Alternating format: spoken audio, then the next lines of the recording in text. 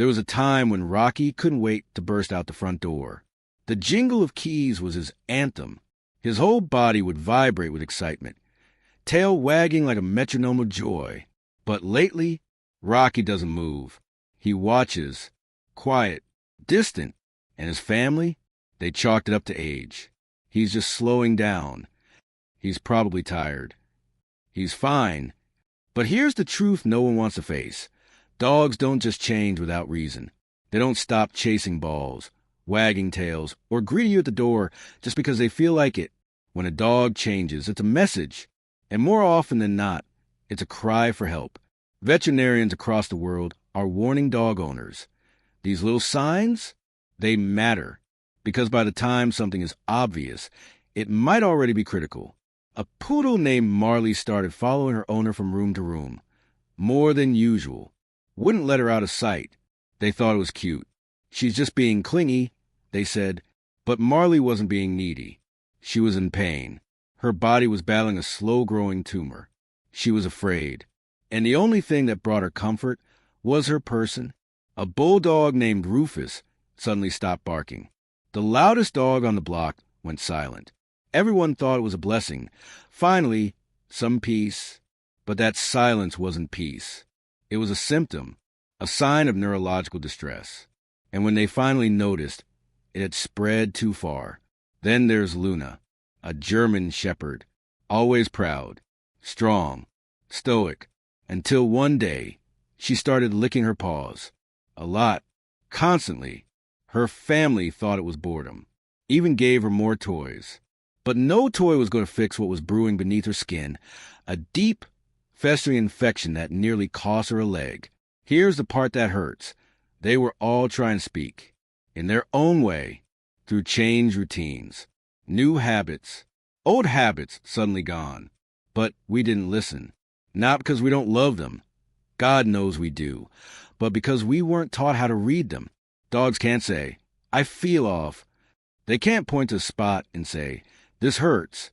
But they do tell us, every single day, in the stillness, in the shift, in the moments when we think, that's strange. They're speaking. We just have to learn the language. Maybe your dog isn't eating like usual. Maybe they hesitate before jumping on the couch. Maybe they suddenly want to sleep alone. Or maybe they start chewing furniture they've ignored for years. It's not bad behavior. It's not age. It's not personality. It could be pain, stress, illness, confusion, depression. Yes, dogs can get depressed. That French bulldog who stares at the wall for hours, he's not zoning out. He's trying to cope with something he doesn't understand. A shift in the home, a change in energy, even your own emotions. They feel it all. They carry it all. And they don't complain. They never ask for much. Just a walk, a meal, a pat on the head, a place to rest near you. That's it. That's their world. So when something feels off, pay attention. When their spark dims even a little, don't ignore it. That moment you brush off as weird could be the exact moment they need you the most. They are loyal beyond reason, faithful beyond words, and they walk through fire to protect us. But they need our protection, too. Check their gums, feel their belly, watch their walk, listen to their breathing. Notice the way they look at you. Are their eyes different? Their tail? Their energy? These aren't just quirks. These could be signs of internal bleeding, of organ failure, of heart disease, of cancer, of loneliness, of fear. It's hard to hear, I know, but the cost of missing these signs is so much greater than the cost of a vet visit. Rocky's family finally listened. They noticed his legs trembled slightly on stairs. Took him in, discovered early-stage arthritis. He got treatment, supplements, a new routine, and slowly that spark returned. He plays again. He smiles again. He lives again. He didn't need magic. He didn't need miracles. He just needed someone to listen. So tonight, when your dog rests their head on your lap and sighs, don't just smile and pat them.